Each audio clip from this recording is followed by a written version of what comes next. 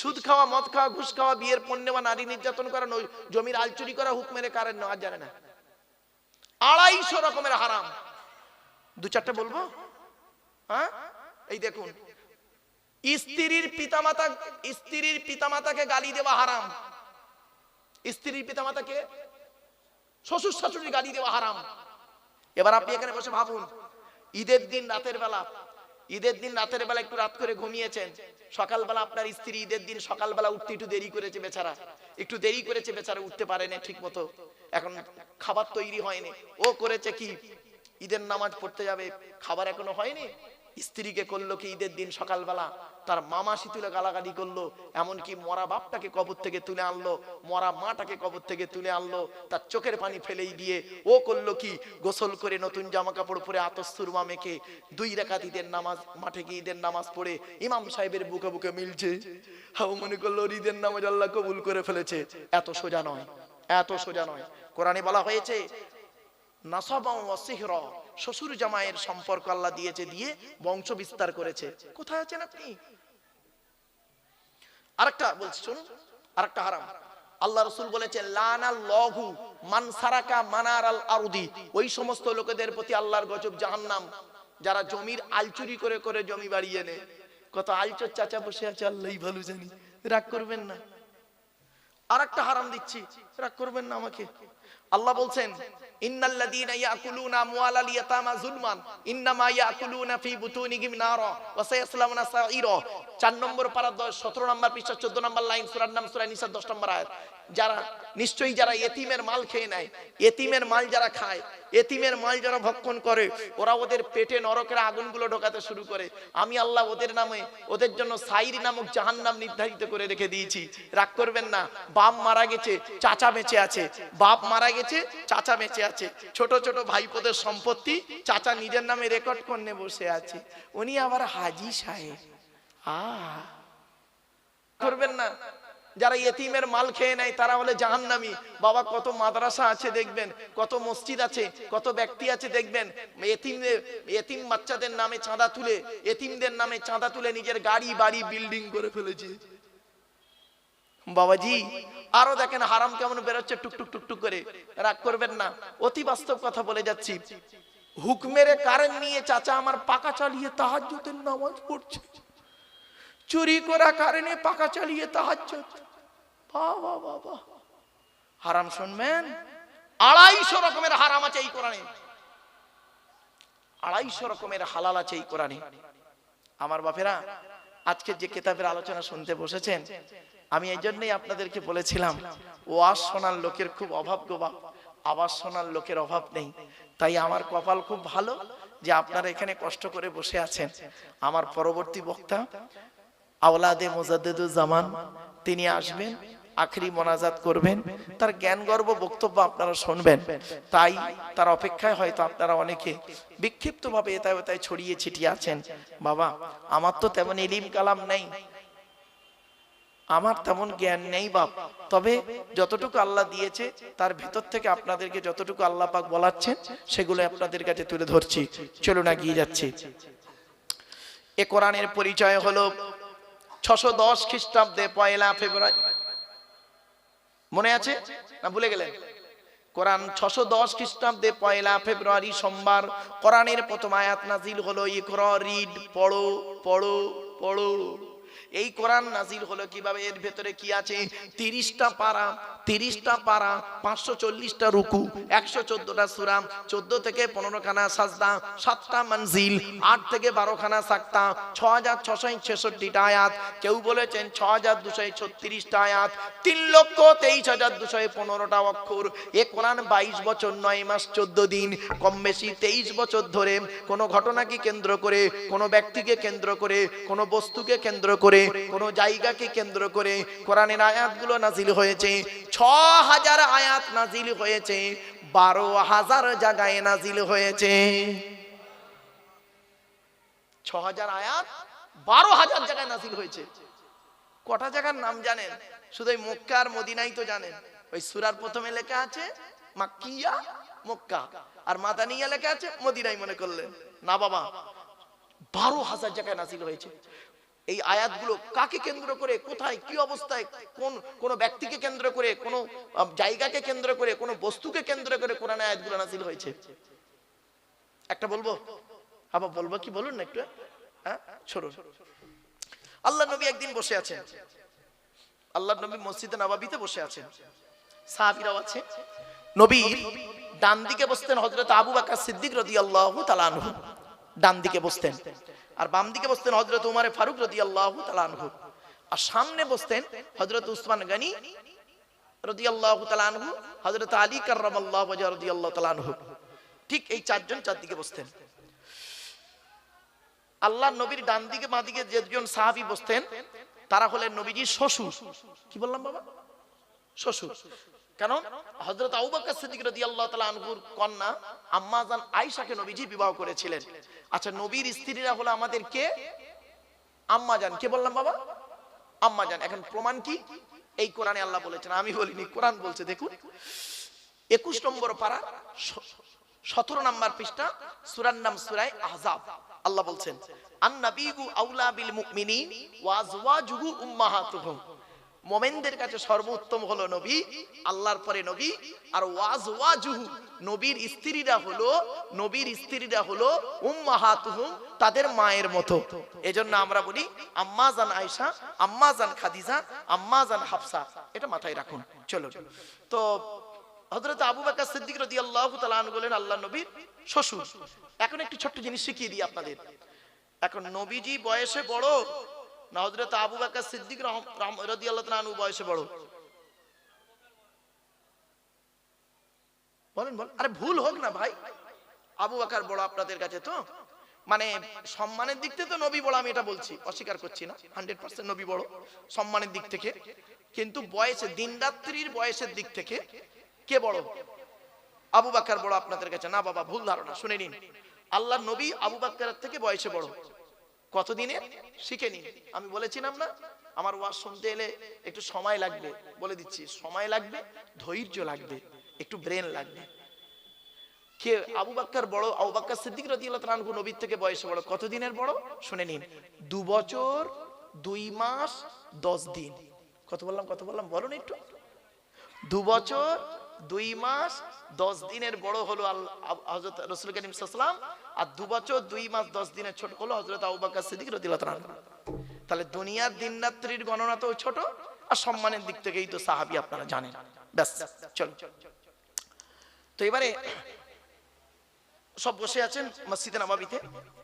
মদিনার তৎকালীন সময়ের সবথেকে ধনী লোক, প্রচুর টাকার মালিক, প্রচুর টাকার মালিক। সাহাবীটার নাম কি শুনলেন? সাহাবীটার নাম হলো হযরতে আমর জামুহ রাদিয়াল্লাহু তাআলা আনহু। কি বললাম বাবা, একটু বলেন, উচ্চারণটা করেন। আমর জামুহ, বলুন বাবা, বলুন। এই নামটা মনে রাখবেন। কেন এই 2বার 3বার করে বলছি জানেন? যাতে করে ব্রেনে থাকে। হযরতে আমর জামুহ রাদিয়াল্লাহু তাআলা আনহু নবীর এক সাহাবী। উনি উহুদের যুদ্ধে শহীদ হয়েছিলেন। উহুদের যুদ্ধে শহীদ হয়েছিলেন। কপালে এখানে তীর লেগেছিল, তীর লেগে উনি শহীদ হয়েছিলেন। ওনার মাটি দেওয়া হয়ে গেছে। মাটি দেওয়ার, শহীদ হওয়ার 35 বছর পরে, কত বছর? 35 বছর পরে ওনার লাশটা যখন তোলা হচ্ছে, দেখা যাচ্ছে সেই টাটকা রক্ত, যেমন সেই যেদিন শহীদ হয়েছিলেন সেদিন যেমন টাটকা রক্ত, তাজা রক্ত বেরোচ্ছেন, আজও পর্যন্ত সেই তাজা রক্ত বেরিয়ে যাচ্ছে। জোরে বলো। এজন্য আপনাদের বলে যাচ্ছি, কয়েক কটা দেহ মাটি খেতে পারে না, টাটকা থাকে, পচে না। 1 নাম্বার, নবীদের দেহ মোবারক মাটি খেতে পারে না, টাটকা থাকে। সুবহানাল্লাহ বলা গেল না? 2 নাম্বার, শহীদানদের দেহ মোবারক মাটি খেতে পারে না, টাটকা থাকে। এইজন্য আল্লাহর রাস্তায় যারা শহীদ হয়েছে তাদের সম্পর্কে কোনো বাজে মন্তব্য করবেন না কোনোদিন। কোরআনের দলিল, কোরআনে বলা হয়েছে লা তাকুলু লিমান ইউক্তালু ফি সাবিলিল্লাহি আমওয়াত বাল আহইয়াউম ওয়ালাকিন লা তাশউরুন। 2 নম্বর পারা 2 নম্বর পৃষ্ঠা 13 নম্বর লাইন, সূরার নাম সূরা বাকারা। আল্লাহ বলছেন, যারা আল্লাহর রাস্তায় নিজের জীবনকে বিলিয়ে দিয়েছে তাদেরকে তোমরা মৃত বলো না, বরং তারা জীবিত, তোমরা তা অনুভব করতে পারো না। তারা কবরে কি খায় কোরআন জানিয়ে দিয়েছে। 4 নম্বর পারার 11 নম্বর পৃষ্ঠা 10 নম্বর লাইন, সূরার নাম সূরা ইমরান। লা তাহসাবান্নাল্লাযীনা কুতিলু ফি সাবিলিল্লাহি আমওয়াতা বাল আহইয়াউন ইনদা রাব্বিহিম ইরযাকুন। আল্লাহ পাক বলছেন, যারা আল্লাহর রাস্তায় নিজের জীবনকে বিলিয়ে দিয়েছে তাদেরকে তোমরা মৃত বলো না, মৃত বলে ধারণাও করো না, বরং তারা জীবিত। আল্লাহর তরফ থেকে খাবার প্রাপ্ত হয়। তাহলে 3 নাম্বার হলো, এই 2 নাম্বার হলো শহীদানদের দেহ মোবারক মাটি খেতে পারে না। 3 নাম্বার মোকাম্মাল কোরআনে হাফেজের দেহ। কি বললাম বাবা? মোকাম্মাল কোরআনে হাফেজ। ওই ছেঁচড়া মার্কা হাফেজ সাহেবের কথা বলিনি বাবা। হাফেজ সাহেব হয়ে মসজিদে ইমামতি করছে আর পাশের বাড়ির মেয়েটার প্রেগন্যান্ট করে দিল, ওই ছেঁচড়া হাফেজ সাহেবের কথা বলিনি আমি। মোকাম্মাল কোরআনে হাফেজের দেহ মাটি খেতে পারে না। শুনে রেখে দিন, এই হাফেজ সম্পর্কে প্রশ্ন এলো। গতকালকে আমার জলসা ছিল আসামে, শোনিতপুর জেলায়। তো কটা ছেলের মাথায় আমি পাগড়ি দিলাম, তো ওরা বললো হুজুর আপনাকে এই পাগড়িটা দেওয়া হবো। তো আমি পাগড়ি দেওয়ার পরে ওই হাফেজদের সম্পর্কে কোরআন এবং হাদিসের আলোকে কথাগুলো বলেছিলাম, কয়েক কটা কথা। তো 2-1টা কথা আপনাদের বলবো বাবা, হ্যাঁ শুনে নিন। রসুল বলেছেন কিয়ামতের মাঠে হাফেজ সাহেবদের মতো শাস্তি কাউকে দেওয়া হবে না। কঠিন শাস্তি হবে ওই হাফেজ সাহেবদেরকে, যে হাফেজ সাহেবরা কি কোরআন ভুলে গেছে, কোরআন মুখস্থ করে কি করেছে, ভুলে গেছে। ভুলে কিভাবে? কোরআন তো আল্লাহর একটা নূর, কদ জাআকুম মিনাল্লাহি নূর, বাপরা ও কিতাবুম মুবিন। আর এই ফাআমিনু বিল্লাহি ওয়া রাসূলিহি ওয়ান নূর আল্লাযী আনজালনা, সূরা তাকাবুন। এই কোরআন হলো একটা নূর। কোরআনের অনেকগুলো নাম, তার মধ্যে একটা নাম হলো নূর। এই নূর আল্লাহ যাকে তাকে দেয় না, যাকে তাকে দেয় না। আর যাকে দেয় না তাকে আল্লাহ ভালোবাসে বলে দেয়। ইউতিল হিকমাতা মান ইয়াশা ওয়া মান ইউতাল হিকমাতা ফাকাদ উতিয়া খাইরান কাসীরা ওয়া মা ইয়াযাক্কারু ইল্লা উলুল আলবাব। 3 নম্বর পারা 4 নম্বর পেজ 14 নম্বর লাইন, সূরার নাম সূরা বাকারা। বাপেরা, এই কোরআন যার ভিতরে দেয় আল্লাহ, সে যদি কয়েক কটা কাজ করে আল্লাহ ওই নূরটা অন্তর থেকে কেড়ে নেয়। 1 নাম্বার কি জানেন? কোন হাফেজ সাহেব যদি জেনা করে, কোন হাফেজ সাহেব যদি হারাম খাবার খায়, কোন হাফেজ সাহেব যদি পাপ কাজে লিপ্ত হয়, কোন হাফেজ সাহেব যদি কোরআন তেলাওয়াত করতে ভুলে যায়, বুঝতে পারছেন না ভাষা? যারা হাফেজ আছেন বাবা, প্রত্যেক হাফেজ সাহেব যারা ভালো হাফেজ না, প্রতিদিন কমসে কম 5টা করে পারা তেলাওয়াত করতে হয়। খুব কম করে তেলাওয়াত করতে হবে 5 পারা, আর নইলে 3 পারা তো করতেই হবে। কখন সে ভুলে যাবে তার ঠিক নেই। আর হাফেজদের মর্যাদাটা কেমন শুনবেন, শুনুন। হাফেজদের মর্যাদা কি? কিয়ামতের মাঠে কোরআনের হাফেজদেরকে আল্লাহ বলবেন, জান্নাতের ভিতরে ঢুকিয়ে বলবেন, মোকাম্মাল হাফেজদের ডেকে বলবে, তোমরা এই জান্নাতের সিঁড়িতে ওঠো, প্রথম সিঁড়িতে পা দাও, পা দেবে। তখন আল্লাহ বলবেন, তুমি কোরআন তেলাওয়াত করতে করতে করতে করতে জান্নাতের সিঁড়িগুলো ভাঙো। সুবহানাল্লাহ বলেন। তুমি যে হাফেজ হয়েছিলে, তোমার বাপ কষ্ট করে হাফেজ করেছিল, মা করেছিল মেহনত করে, আজ আমি আল্লাহ করলাম কি, তোমার বাপ আর মায়ের মাথায় নূরের টুপি পরিয়ে দেব। এজন্য মা বোন যারা বক্তব্য শুনছেন, মায়েরা বোনেরা শুনে নিন, পেট থেকে যদি একটা সন্তান হয়, একটা সন্তান যদি পেট থেকে হয়, ওটাকে কোরআনে হাফেজ করাবেন, কোরআনে হাফেজ করাবেন। হাফেজের যে কি গুরুত্ব আপনারা জানেন না। আর হাফেজ করার পরে শুধু এই জরি দর্জি ফুল মেশিনের কাজে দিয়ে শেষ করবেন না। গত পরশুদিন আমার জলসা ছিল হায়দ্রাবাদ। তো হায়দ্রাবাদে অনেক দেখি মানে হাফেজ সাহেব গেছে, ওখানে কি করে, বোরকার কাজ করে, সোনার কাজ, গড়ির কাজ করে। কোরআন তো তারা অনেকেই ভুলে গেছে বাপ, অনেকেই ভুলে গেছে, আবার অনেকেই ইয়াদ রেখেছে। তো আমি এই কথাগুলো ওখানে বলেছিলাম যে শুধু হাফেজ হয়ে কোরআনকে ভুলে যেও না। এজন্য কোরআন আল্লাহর একটা বড় নিয়ামত। এই নিয়ামত যে কি জিনিস, এর আলোচনা যারা শুনবে তাদের প্রতি আল্লাহর রহমত নাজিল করবে। এবং কোরআন থেকে যে কথা বলে আল্লাহ পাক তাকে ইলম বাড়িয়ে দেয়। জোরে বলুন সুবহানাল্লাহ। আমার বাপেরা, এজন্য কোরআনের আলোচনা শুনুন, লস হবে না। চলো, 3 নাম্বার হলো মোকাম্মাল কোরআনী হাফেজের দেহ মাটি খেতে পারে না। 4 নাম্বার হাক্কানি আলেমের দেহ। কি বললাম বাবা? হাক্কানি আলেমের দেহ মাটি খেতে পারে না, টাটকা থাকে, পচে না। 5 নাম্বার হলো মুয়াজ্জিনের দেহ। 12 বছর যদি কেউ নিঃস্বার্থভাবে আজান দেয়, ওই দেহ মাটি খেতে পারে না, টাটকা থাকে। জোরে বলো। তাহলে আমরা তো 5টার কেউ হতে পারলাম না, তাহলে আমরা কি বাদ হয়ে যাব? 6 নাম্বার একটা লাইন আছে, বলবো? এই 6 নাম্বারটা অন্তত চেষ্টা করুন। কি? হালাল খানেওয়ালা মানুষের দেহ মাটি খেতে পারে না। কি ভাবলেন? এই জন্য আমি বক্তব্যের শুরুতেই না এই হালাল খাবার কথা বারে বারে বলি। কেন বলি? যারা আলেম ভাই আছেন তারা বুঝতে পারছেন হালাল কি জিনিস, হারামকে বর্জন করুন। সুদ খাওয়া, ঘুষ খাওয়া, বিভিন্ন দিকের হারাম, লটারির টিকিট, জুয়া আর নেশাদ্রব্য জিনিস থেকে দূরে সরে থাকুন। নেশাদ্রব্য জিনিস কুল্লু মুস্কিরিন হারামুন, প্রত্যেকটা নেশাদ্রব্য জিনিস হারাম, যেটা মস্তিষ্কের বিকৃতি ঘটায়। বাপেরা, নেশাদ্রব্য জিনিস থেকে সরে আসুন। অনেক নেশাদ্রব্য জিনিস এমন আছে, যেমন মানে কি বলবো, বিড়ি, সিগারেট, মানে তারপর তেরেঙ্গা, গুটকা ফুটকা এইসব খেয়ে তার ব্রেনটাকে এমন করে ফেলেছে, ও গুটকা না খেলে আপনার ওই কি বলবো আর সব কি বেরিয়েছে না, বিমল, সিগনেচার পিং, এইসব না খেলে ওর ঘুম হয় না। আবার অনেকে এমন আছে দেখবেন বাথরুমে গিয়ে বিড়ি না খেলে, বিড়ি বা সিগারেট না খেলে ওর বাথরুমই হয় না। খারাপ জিনিস এগুলো। এই নেশা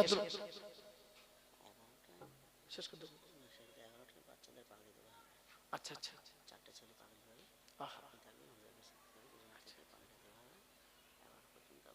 আচ্ছা, আমার বাপেরা, এই সেই কোরআন বাচ্চারা মুখস্থ করছে।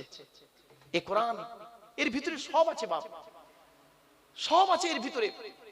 পাগড়ি দেওয়া হবে, বাচ্চারা হাফিজ কোরআন হয়েছে তাদের পাগড়ি দেওয়া হবে। আপনারা চলে আসেন বাবা, অনুরোধ করে কেউ যাবেন না, অন্তত বাচ্চাদের পাগড়ি গুলো দেখে যান।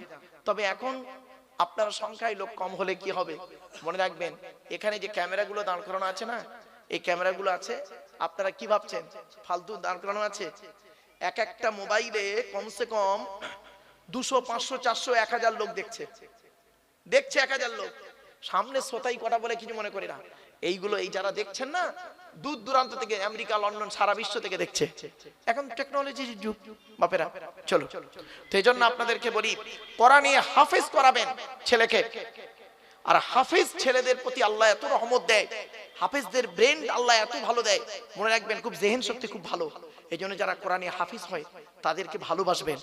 ছোট হুজুর পীর কেবলা রহমাতুল্লাহ আলাইহি, তার মাদ্রাসা থেকে আমি পড়াশোনা করেছি গো বাপ, আর তারই কলিজার টুকরা সন্তানের সন্তান আমার পরই আসছেন। সেই ব্যক্তি ছোট হুজুর পীর কেবলা রহমাতুল্লাহ আলাইহি এত কোরআনকে ভালোবাসতো, এত কোরআনকে ভালোবাসতো, কি করতো জানেন? কোরআন তো তিনি পড়তেন, সঙ্গীদেরকে কোরআন পড়ার কথা বলতেন। আর শুধু তাই নয়, তিনি যত জায়গায় গিয়েছেন, যত জায়গায় গিয়েছেন, যখনই কোনো সুযোগ পেয়েছেন, যখনই কোনো সুযোগ পেয়েছেন, সেখানে একটা হাফিজি মাদ্রাসা করে দিয়েছে। জোরে বলুন, কটা নেবেন? কটা নেবেন? যেখানে গিয়েছেন এত কোরআন পিপাসু ছিলেন তিনি। আল্লাহ রাসূল বলেছেন যে কোরআন থেকে কথা বলে, কোরআনকে ভালোবাসে, তার মানে আল্লাহকে ভালোবাসা। জোরে বলুন সুবহানাল্লাহ। রাসূলকে ভালোবাসা। আরে রাসূলের চরিত্র সম্পর্কে আপনাদের কি আলোচনা করব, শুনে নিন। আল্লাহ রাসূল ইন্তেকাল করলেন, আল্লাহ যে হাদিসটা বলতে গিয়ে চলে গেলাম গো বাবা। হ্যাঁ, তো হযরতে আবু বকর সিদ্দিক রাদিয়াল্লাহু আনহু ডান দিকে বসে আছে, বাম দিকে হযরত ওমর ফারুক বসে আছেন। এমন অবস্থায় তৎকালীন যুগের সবথেকে বড় ধনী ছিল মদিনায়, লোকটার নাম ছিল আমর জামুহ রাদিয়াল্লাহু তাআলা আনহু। মনে আছে নামটা? উনি আসছেন। তখন হযরত আবু বকর সিদ্দিক রাদিয়াল্লাহু আনহু হুজুরকে বলছেন, ইয়া রাসূলুল্লাহ, এলাকার সবথেকে ধনী লোকটা আসছে, এই দেখুন এলাকার সবথেকে ধনী লোকটা আসছে। নবীজি বললেন, আচ্ছা ওকে আসতে দাও, ওকে আসতে দাও। এলেন, এসে সালাম করলেন, আসসালামু আলাইকুম, সালাম দিলেন, জবাব দিলেন সকলে। নবীজি বললেন, বসো বসো। সাহাবীটি বসলেন। কিছুক্ষণ পরে সাহাবীটি প্রশ্ন করছে, শুনে নিন কি প্রশ্ন। তিনি বলছেন, ইয়া রাসূলুল্লাহ, আল্লাহ আমাকে অনেক অর্থ দিয়েছে, অনেক টাকার মালিক করেছে আল্লাহ। রাসূল বললেন, আলহামদুলিল্লাহ, আল্লাহ যাকে চায় তাকে সম্পদ, জ্ঞান দান করেন। তারপরে বলছে, তুমি কি জানতে চাইছো বলো তো? তখন সাহাবীটা বলছেন, ইয়া রাসূলুল্লাহ, আল্লাহ তো আমার অনেক অর্থ দিয়েছে, যদি আপনি একটু বলে দিতেন মরণের আগে টাকা পয়সাগুলো কোথায় ব্যয় করলে আল্লাহ খুশি হতেন, তাহলে আমি মরণের আগে টাকা পয়সাগুলো সেইখানেই ব্যয় করে কবরে যেতাম। আচ্ছা, ওনার এই প্রশ্নটা ভালো না খারাপ? বলুন বলুন। ব্যাস, উনি প্রশ্ন করে চুপ করে বসে আছেন, উনি প্রশ্ন করে বসে আছেন। ওনাকে কেন্দ্র করে আল্লাহ পাক কোরআনের এই আয়াতটা সঙ্গে সঙ্গে জিবরাইলকে দিয়ে নাযিল করে দিলেন। শুনুন, টাকা পয়সা কোথায় ব্যয় করবেন সর্বপ্রথম শুনে নিন। ইয়াসআলুনাকা মাযা ইউনফিকুন, কুল মা আনফাকতুম মিন খায়রিন ফালিল ওয়ালিদাইনি ওয়াল আকরাবিন। 2 নম্বর পারার 12 নম্বর পৃষ্ঠা 13 নম্বর লাইন সূরার নাম সূরা বাকারার মধ্যে আল্লাহ বলে দিলেন, নবী তোমাকে ওরা প্রশ্ন করে টাকা পয়সা কোথায় দান করলে আল্লাহ খুশি হবে, নবী তুমি বলে দাও টাকা পয়সা সর্বপ্রথম তোমরা তোমাদের বুড়ো বুড়ি বাম্মার পিছনে ব্যয় করবে, আল্লাহ খুশি হয়ে যাবে। বাপেরা, বৃদ্ধ পিতামাতার পিছনে পয়সা ব্যয় করুন। আগে ভালো ছেলে হন, পরে ভালো জামাই হবেন। আমরা না ভালো জামাই হতে পেরেছি, ভালো ছেলে হতে পারিনি, ঠিক না বেঠিক? ভালো জামাই হয়েছি, ভালো ছেলে হতে পারিনি। আগে ভালো ছেলে হন, পরে ভালো জামাই হবেন। বাড়ি থেকে ভাববেন কথাগুলো, কত গুরুত্বপূর্ণ কথা। একদিন যেদিন চলে যাব, আপনিও চলে যাবেন, সেদিন বুঝবেন। চলুন এরপরে আসছি। এই আয়াত যখন নাজিল হলো, সাহাবীরা বললেন টাকা পয়সা তো ব্যয় করতে হবে। একজন সাহাবী বললেন, ইয়া রাসূলুল্লাহ, আমি যুদ্ধের ময়দানে গিয়েছিলাম, এসে দেখছি আমার মা মারা গেছে, এখন আমি কি করব বলুন। নবীজি বললেন, শোনো, তুমি যুদ্ধের ময়দানে গিয়েছিলে, এসে দেখছো তোমার মা মারা গেছে, তুমি তোমার মায়ের জন্য দুটো কাজ করবে। 1 নাম্বার, তুমি তোমার মায়ের জন্য রুহে মাগফিরাতের দোয়া চাইবে। 2 নাম্বার, তুমি তোমার মায়ের জন্য দান খয়রাত করবে। কবরে শুয়ে শুয়ে তোমার মা সওয়াব পাবে। আরেকজন সাহাবী দাঁড়িয়ে দাঁড়িয়ে বলছেন, ইয়া রাসূলুল্লাহ, ইয়া রাসূলুল্লাহ, আমার বাপ মা দুজনেই অন্ধকার নীরব নগরে চলে গেছে, এখন আমি কি করব বলুন। আল্লাহ রাসূল বললেন, মান যারা কবরা আবাওয়াইহি আও ওয়াহদিহিমা ফি কুল্লি জুমআতিন গুফিরা লাহু ওয়া কুতিবা লাহু বারাআ। নবী বলেন, জুম্মার দিনে যদি কোনো ছেলে তার বাপ আর মায়ের কবরটা একবার জিয়ারত করে, ওই ছেলের দোয়ার ওসিলায় বাম্মার কবরটাকে আল্লাহ আলোয় আলোকিত করে দেয়। বাপেরা, বাড়ি থেকে ভাববেন। এই জন্য আপনাদেরকে বলেছিলাম ছেলেদেরকে একটু লেখাপড়া শেখান, মাদ্রাসায় পড়ান। মাদ্রাসায় পড়ালে কি হয় জানেন?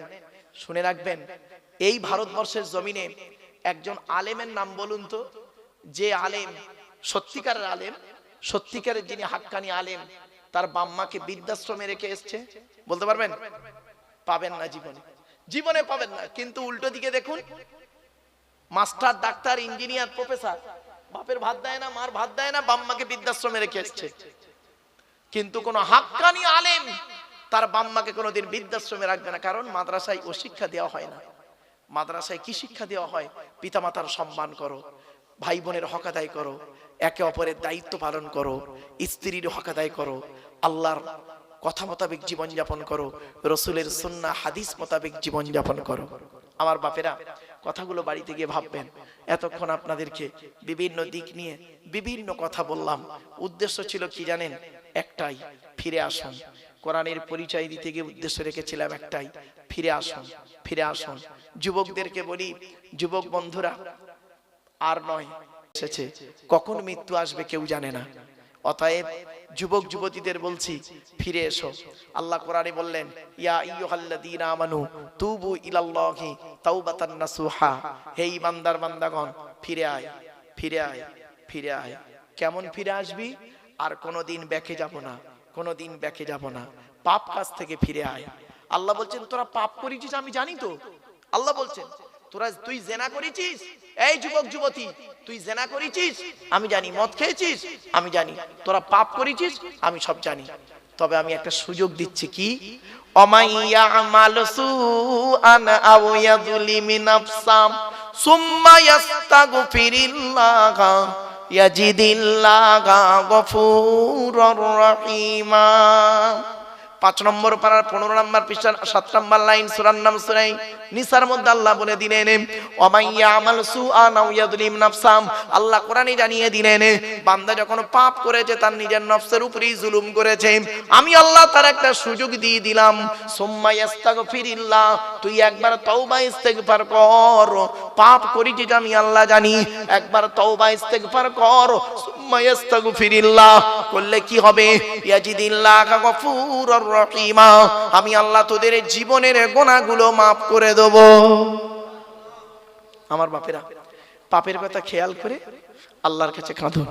এত কষ্ট করে বসে আছেন, তাহাজ্জুদের সময় হয়ে গেছে, তাহাজ্জুদের সময় হয়ে গেছে, এত কষ্ট করে বসে আছেন তো রাসূলুল্লাহর হাদিসটা শুনো।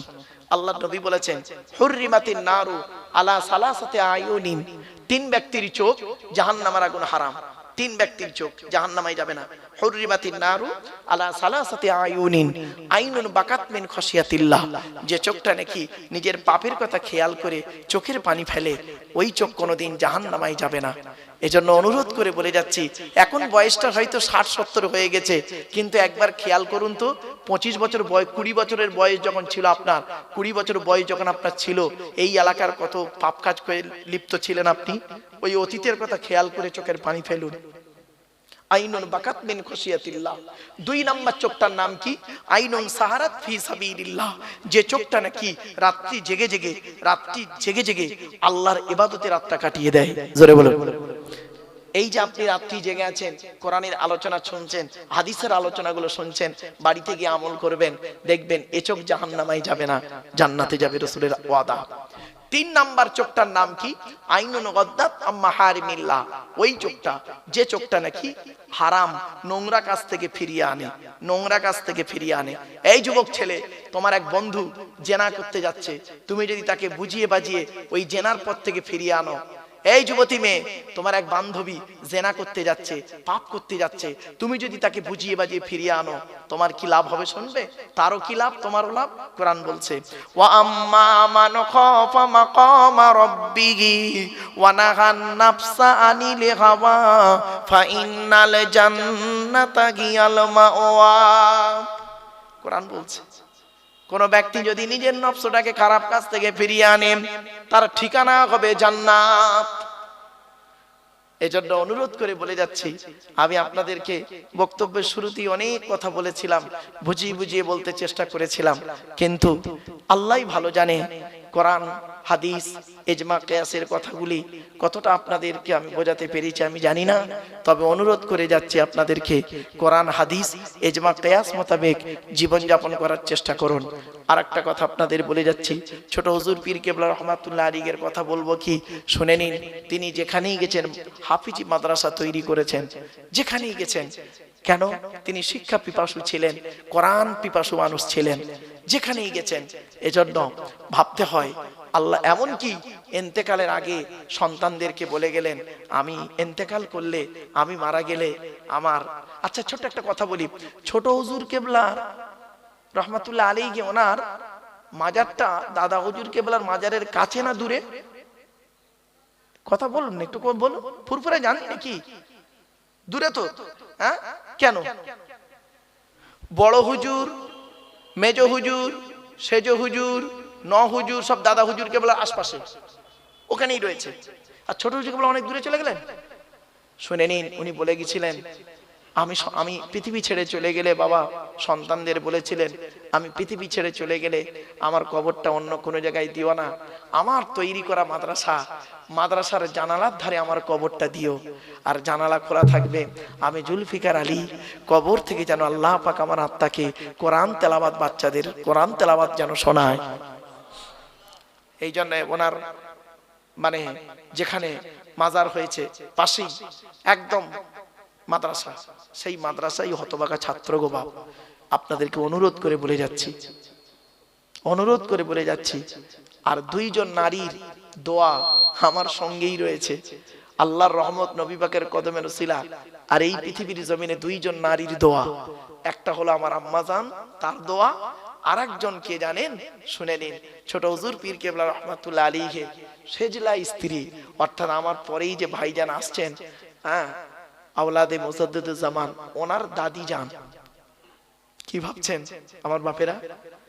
বাড়ি থেকে ভাববেন। এজন্য দোয়া জিনিসটা আলাদা, আর দোয়া ও মুখুল ইবাদা, দোয়া হলো ইবাদতের মগজ, দোয়া হলো ইবাদতের মগজ। এজন্য গ্রামের সমস্ত মানুষের কাছে আমার একান্ত আবেদন নিবেদন, আপনারা দয়া করে মেহেরবানি করে চলে আসেন। আল্লাহর ওলির সন্তান আওলাদে মুজাদ্দিদুজ্জামান ফুরফুরা শরীফ থেকে আসছেন, আপনারা চলে আসেন। যে যেখানে আছেন তাকবীর দেন, নারায়ে তাকবীর, নারায়ে তাকবীর। আওলাদে মুজাদ্দিদুজ্জামান, আওলাদে মুজাদ্দিদুজ্জামান, নারায়ে তাকবীর। আমার বাপেরা সকলে চলে আসেন। এখন পাগড়ি দেয়া হবে। হুজুর কেবলা এসে পাগড়ি দেবেন। অতএব আপনারা যে যেখানে আছেন মাদ্রাসার সন্তানদেরকে বলি, মাদ্রাসার সন্তানেরা তোমরাও চলে এসো, শিক্ষকরাও থাকবেন এবং আওলাদে মুজাদ্দিদুজ জামান তারই হাত দিয়ে পাগড়ি দেওয়া হবে। আল্লাহর ওলির সন্তান বাপেরা যে যেখানে আছেন দয়া করে মেহেরবানি করে চলে আসেন।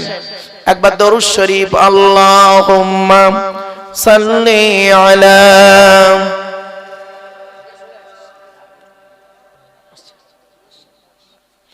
ওয়া আলা আলি সাইয়্যিদিনা মাওলানা মুহাম্মদ।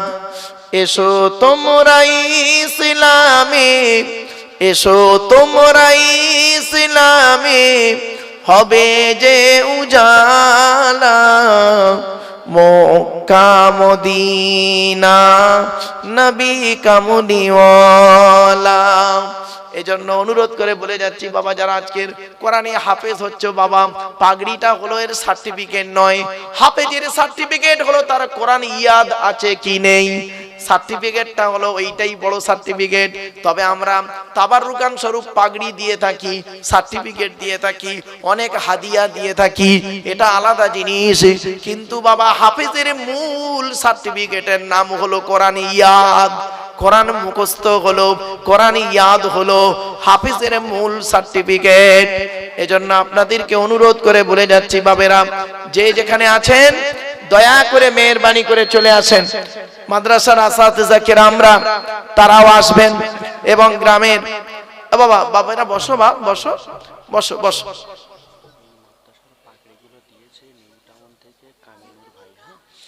এই মাদ্রাসার পাগড়িগুলো দিয়েছেন নিউ টাউন থেকে কামিনুর ভাই। তিনি তার আত্মীয়দের জন্য, রুহে মাগফিরাতের জন্য, তিনি ব্যবসায়ী নাকি সবকিছু যা মানে সন্তানদের পাগড়িদের পা থেকে, পায়ের জুতো থেকে নিয়ে মাথার টুপি পাগড়ি পর্যন্ত, কোরআন শরীফ পর্যন্ত কামিনুর ভাই দিয়েছেন তার মায়ের জন্য, তাই না? মায়ের জন্য দিয়েছে। চিন্তা করতে পারেন। আমার অনুরোধ রইল আমার ভাইরা, আপনাদেরকে আমি অনুরোধ করছি, আপনারা যে যেখানে আছেন দয়া করে মেহেরবানি করে চলে আসেন। আল্লাহ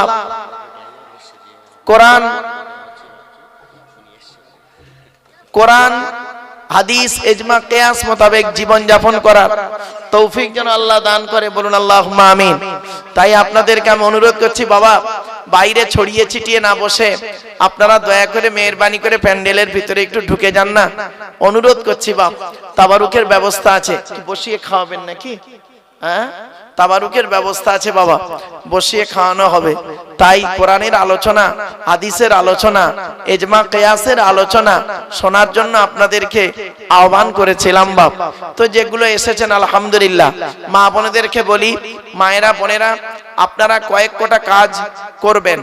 এক নাম্বার, স্বামীর সেবা করবেন, স্বামীকে কোনোদিন কষ্ট দেবেন না। দু নাম্বার হলো স্বামীর পরিবারের সঙ্গে ভালো আচরণ করবেন। তিন নাম্বার হলো নিজের সতীত্বকে বজায় রাখবেন। চার নাম্বার হলো চরিত্র ঠিক রেখে আপনি নামাজি হবেন এবং রোজাদার হবেন।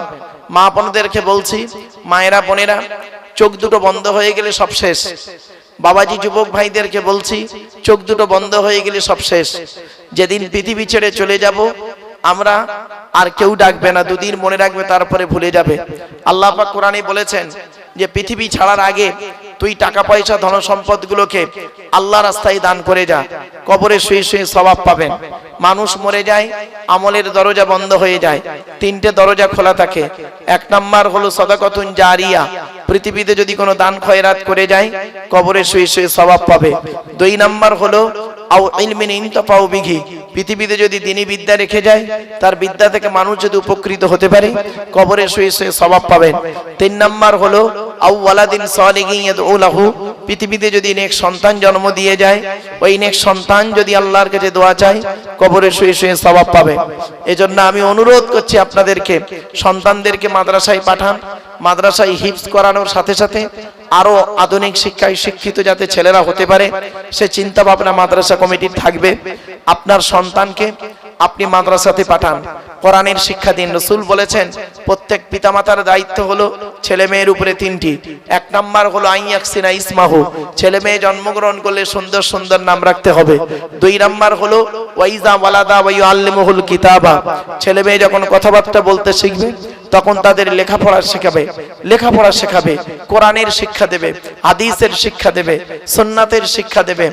আর তিন নম্বরে বলা হলো ওয়াইজা বালাগা ওয়াইজাউ বিজা ওয়াইজা আদরাকা, যখন সন্তান প্রাপ্তবয়স্ক হয়ে যাবে, বিয়ের সময় যখন এসে যাবে, কি কন্যা কি পুত্র, পিতামাতার দায়িত্ব হলো সঠিক সময়ে তাদের বিবাহের ব্যবস্থা করবে।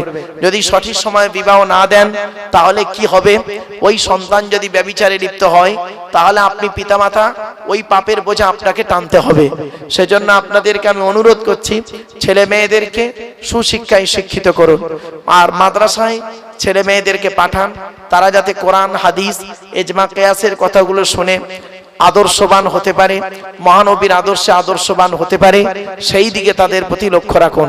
এবং মাদ্রাসার গণ্যমান্য শিক্ষকরা আছেন, যোগ্যতম শিক্ষকরা আছেন, তাদের কাছে সন্তানদেরকে পাঠান। এবং যদি কিছু জানার যদি থাকে আলেম উলামাদের কাছে বসে ভুলটাকে সংশোধন করে নিন। আপনি ভুল নিয়ে চলবেন না, হাক্কানি আলেমদের কাছে বসে আপনি কোরআন হাদিস ইজমা কিয়াসের কথাগুলো আপনি শিখে নিন, বুঝে নিন, নিজের জীবনের ভুলকে সংশোধন করে নিন। তাই আমি আপনাদের কাছে অনুরোধ করছি আপনারা দয়া করে মেহেরবানি করে এখানে চলে আসেন, যে যেখানে আছেন। আপনাদের কাছে আমার একান্ত করজোড়ে আবেদন নিবেদন রইল, আপনারা চলে আসেন। কারণ এখনই ছেলেদেরকে পাগড়ি দেওয়া হবে, তারপরে হুজুর কেবলা দোয়া করবেন, আখেরি মোনাজাতে সকলে শামিল হবেন। রাসূলুল্লাহ বলেছেন আর দোয়া ও মুখুল ইবাদা, দোয়া হলো ইবাদতের মগজ, অতএব দোয়াতে শামিল হবেন প্রত্যেকেই। আর মুজাদ্দিদুল জামান দাদা হুজুর পীর কিবলা রাহমাতুল্লাহ আলাইহির মতাদর্শে কোরআন হাদিস ইজমা কিয়াস মোতাবেক তার এই সিলসিলাকে আঁকড়ে ধরবেন। মনে রাখবেন মুজাদ্দিদুল জামান দাদা